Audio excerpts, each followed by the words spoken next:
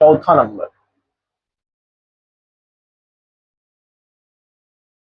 Four u square eight u, four u square eight u, four u square eight u. इसमें दो पद दिया हुआ है, ठीक है, इसमें केवल दो पद दिया हुआ है, एक पद, दो पद। तो दो पद वाला और इजी वे में बन जाती है, इसमें कोई दिक्कत नहीं होगी। तो इसको हम कॉमन कर लेंगे, टू यू प्लस फोर, दो गुना दो, four u square, two u into four, ये फोर है, यू मत समझिएगा भाई, ठीक है, और ये वाला यू है। एक मिनट, मैं अच्छे से लिख दे रहा हूँ, तो यू और फोर में कंफ्यूजन हो जाएगी।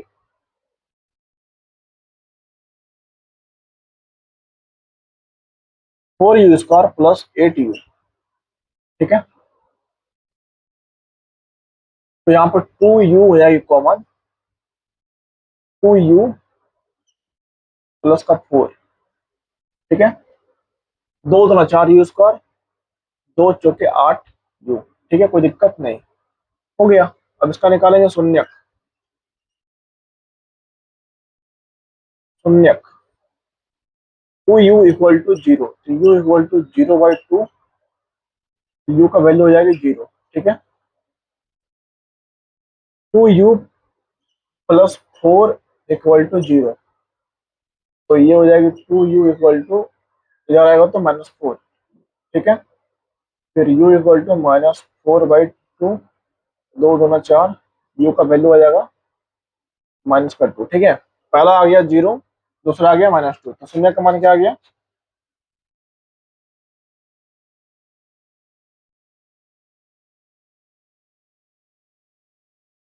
शून्य का मान आ गया जीरो कोमा माइनस टू, तो पहला वाला हो जाएगी अल, पहला वाला अल्फा हो जाएगी, और दूसरा वाला क्या हो जाएगा, बीटा, ठीक है, पहला वाला क्या हो जाएगा हमारा अल्फा, और दूसरा बीटा। अब क्या करते हैं हम लोग, गुणांक निकालेंगे, सबसे पहले गुणांक,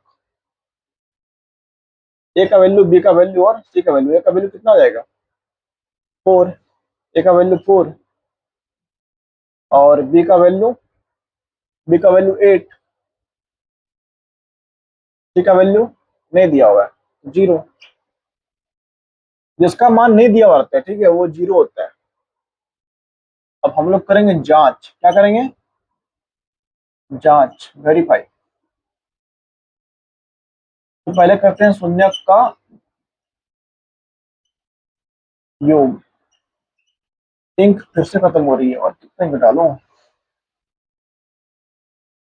alpha plus beta equal to minus का बी वाई है। अल्फा का मान कितना है, अल्फा का मान जीरो, बीटा का मान minus two, zero plus minus two equal to minus B by A का मान, बी का मान एट और ए का मान फोर, माइनस का एट बाई फोर, तो प्लस माइनस माइनस, ये तो टू हो जाएगी, और चार दूना आठ, ये हो जाएगा माइनस का टू, इक्वल आ गया, ठीक है, कोई दिक्कत। अब करेंगे हम लोग, ये माइनस है, शून्य का गुणनफल,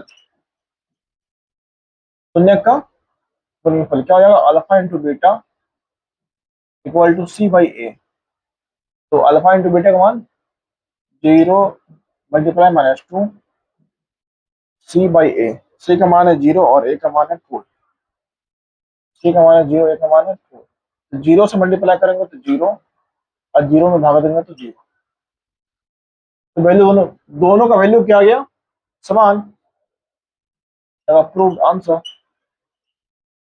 ठीक है, चार नंबर भी कंप्लीट हो गई। एक मिनट, इंक भरने दीजिए भाई, बार बार इंक खत्म होती है, आज इंक काफी खत्म हो रहा है, पता नहीं क्यों, कहाँ तक देखा हम लोगों ने, चौथा नंबर तक हम लोगों ने कंप्लीट कर लिया, ठीक है, अब हम लोग करेंगे पांचवा नंबर।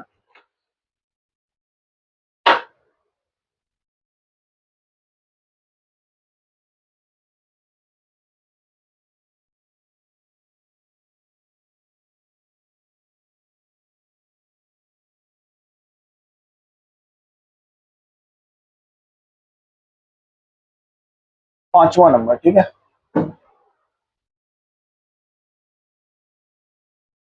पांचवा नंबर का सवाल है टी स्क्वायर माइनस का 15। टी स्क्वायर माइनस का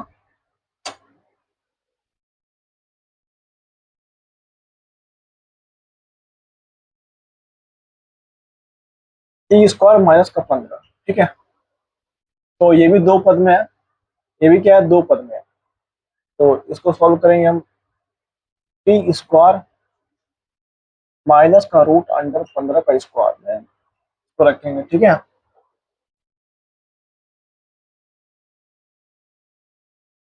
ये समझ में आ गया, कोई दिक्कत ये समझ में आ रही है, ऐसा क्यों हुआ? देखो, अगर टी स्क्वायर माइनस का 15 है और हम इसको ऐसे लिख सकते हैं, क्यों? क्योंकि जब रूट अंडर 15 का स्क्वायर करेंगे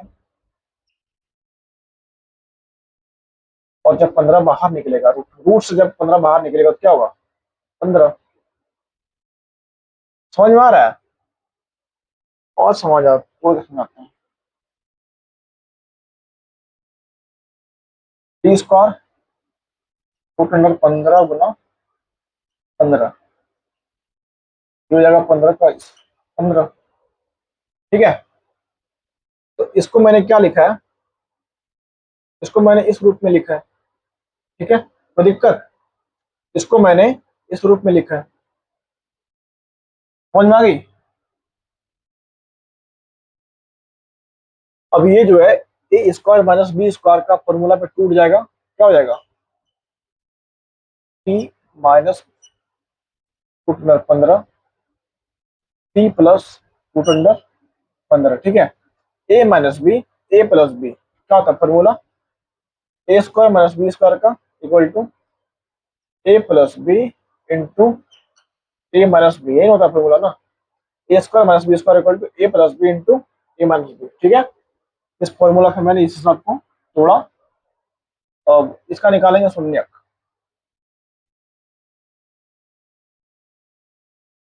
दो पद जब रहे, जब दो पद रहे, ठीक है, तो उसमें ज्यादा हमको दिमाग खर्च करने की जरूरत नहीं पड़ती है। जैसे कि तीन पद में गुणनखंड निकालना पड़ता है, चार पद में गुणनखंड निकालना पड़ता है। तो ये जो है इजी में बनता है, ठीक है। तो निकालेंगे शून्यक। टी माइनस रूट में 15 इक्वल टू 0। तो टी का वैल्यू हो जाएगा इधर आके बराबर किस पर आएगा? तो root under 15, T plus root under 15 equal to 0। तो जब बराबर किस पर आएगा? तो माइनस का रूट 15, ठीक है। कोई दिक्कत? शून्य का मान हो जाएगा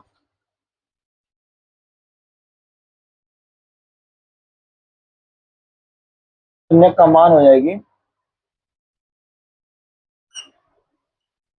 रूट रूट अंडर 15 माइनस का रूट अंडर 15, ठीक है। पहला वाला अल्फा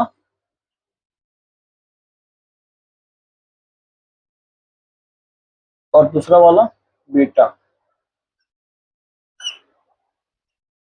ठीक है। और गुणांक भी तो निकालना है। गुणांक टी स्क्वायर गुणांक क्या हो जाएगा? एक, ए का वैल्यू एक, बी का वैल्यू एक। चर यहाँ पे एक और होता है, ठीक है, वो नहीं है, एक चर नहीं है, तो उसका वैल्यू क्या हो जाएगा? 0। बी का मान 0।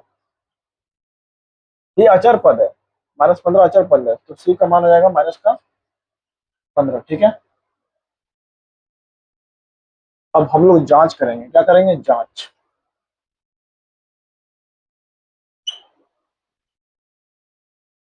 जांच शून्य का योग, शून्य का योग equal to alpha plus beta equal to minus B by A, ठीक है। तो अल्फा प्लस बीटा का मान क्या? रूट अंडर 15 माइनस रूट का 15। तो root under 15 plus minus root under 15। B का मान क्या है? 0। ए का मान कितना? 1।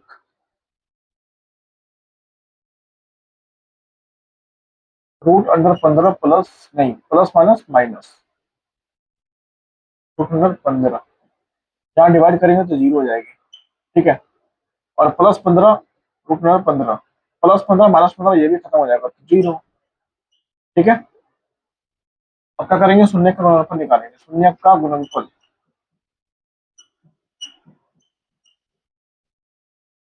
ये हो जाएगी हमारा alpha into beta equal to C by A. तो अल्फा इंटू बीटा का मान क्या?